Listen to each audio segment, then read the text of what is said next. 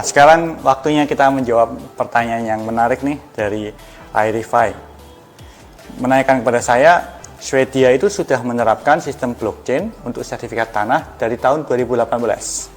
Kapan nih Bapak berminat mengembangkan dan andil dalam hal tersebut untuk Indonesia?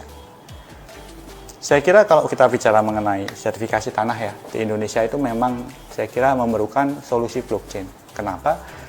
Karena tanah di Indonesia mengenai sertifikatnya itu punya banyak tantangan. Salah satu tantangannya adalah adanya sertifikasi double.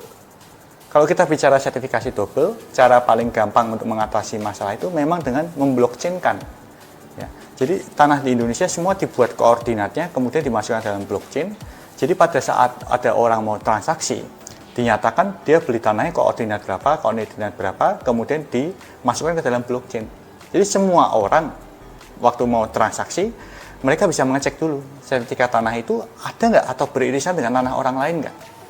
Apakah sertifikat tanah itu kemudian sudah diklaim oleh orang lain atau perusahaan lain, atau memang belum ada pemiliknya. Dan waktu beli, apakah waktu beli itu sertifikat tersebut benar-benar punyanya si A. Ya. Kalau kita bicara konsep blockchain-nya tanah kan seperti itu. Kemudian pada saat ada transaksi, terjadi transaksi, kemudian sertifikat tanah itu diganti namanya di dalam blockchain, di-amend, sehingga seluruh pengguna blockchain itu bisa melihat bahwa sertifikat tanah itu sudah terjadi transaksi perpindahan dari A ke B misalnya.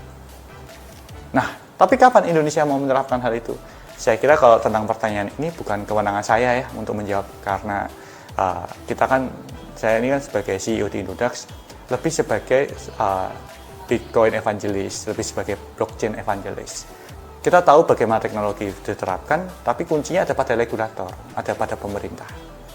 Tapi apabila memang diperlukan, kita selalu siap untuk mendukung pemerintah mengembangkan blockchain sehingga Indonesia bisa setara dengan negara-negara lainnya yang ikut mengembangkan blockchain.